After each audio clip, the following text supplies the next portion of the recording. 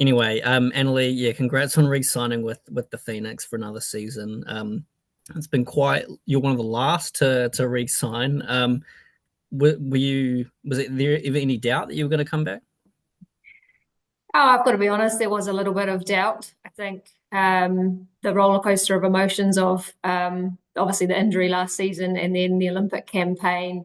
Yeah, I think that at my age and I guess the career I've had, there's always that little bit of doubt. But I knew as soon as that kind of campaign finished with the Olympics that, mentally I was feeling really good and physically the body was in a really good space. And I just had that kind of hunger to know I wasn't finished. So, yeah, it was an easy decision when, Paul obviously got in contact and said, we're keen to support you again and have you back at the Phoenix. And then yeah, it was a conversation that had to be had with New Zealand football around my job, and yeah, fortunate enough that both parties kind of come to an agreement, and then yeah, I was able to sign, and of course, very happy to be back at the Phoenix. Yeah, because I remember at the last game of the Olympics, you were asked about, I guess, the future and what that sort of held, and I guess it brought out a bit of emotion for you. Um, are you still keen to play internationally as well? Like, was that, I don't know, was that this could be my last international tournament? Like, I guess people thought maybe you were retiring when they sort of saw their emotion there. Could you just sort of explain that?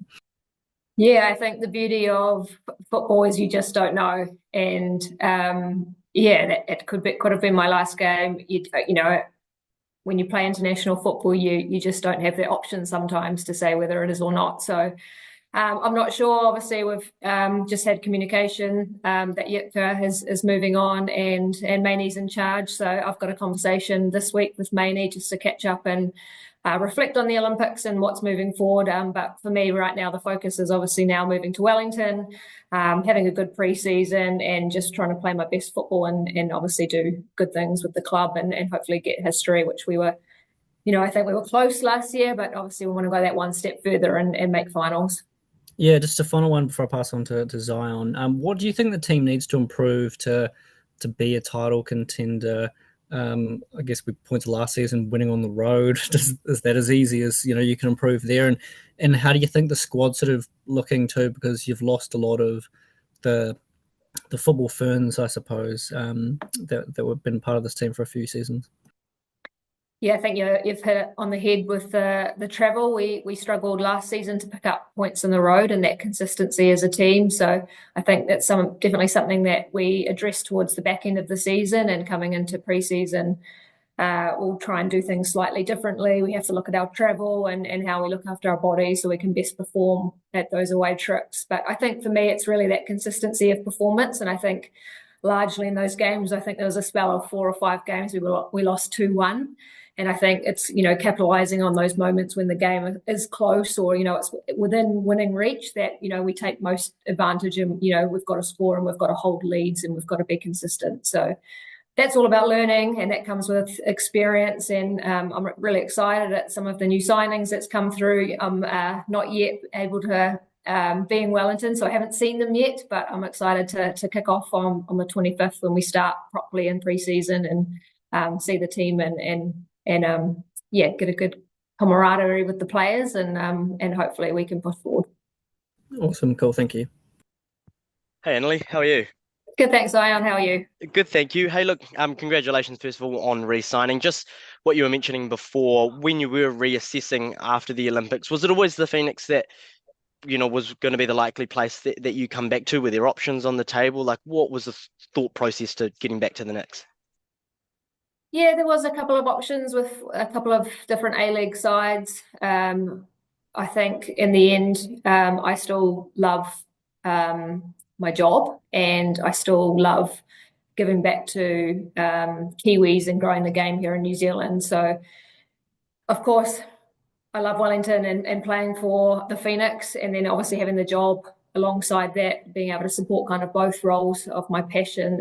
It was a bit of an easy choice to kind of stick at the Phoenix, and I obviously think we want to create a bit of history as well. So there's a bit of unfinished business that I want to achieve with the club.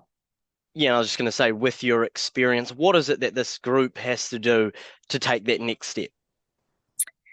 I think, as I mentioned, just that consistency in performance and learning how to win and grind out games and keep the lead is something we challenged with last year.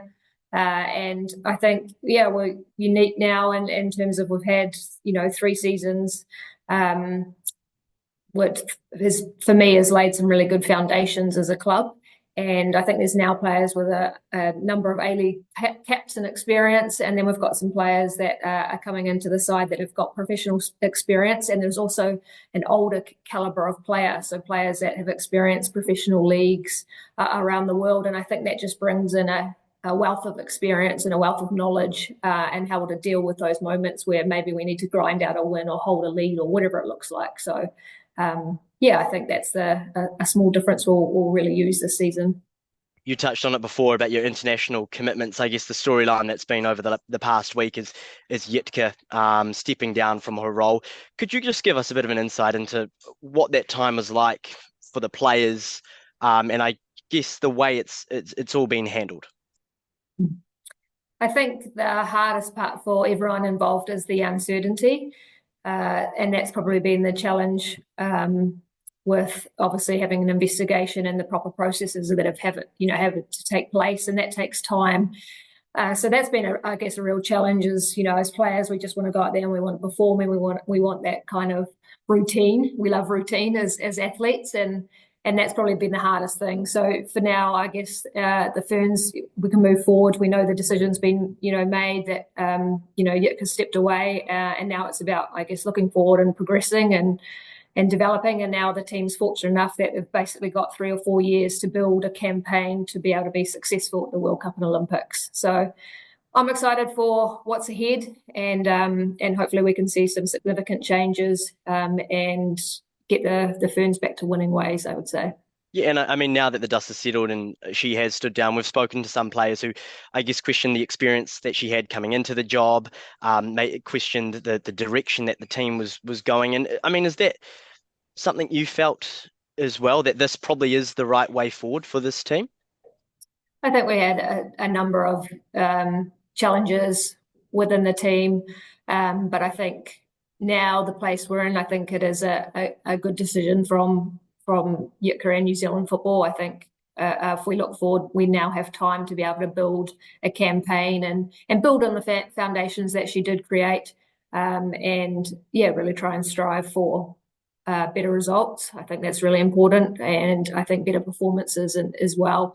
And to do that, we need programs like the Wellington Phoenix that are going to build and develop players so they can compete and, be more competitive on the international stage.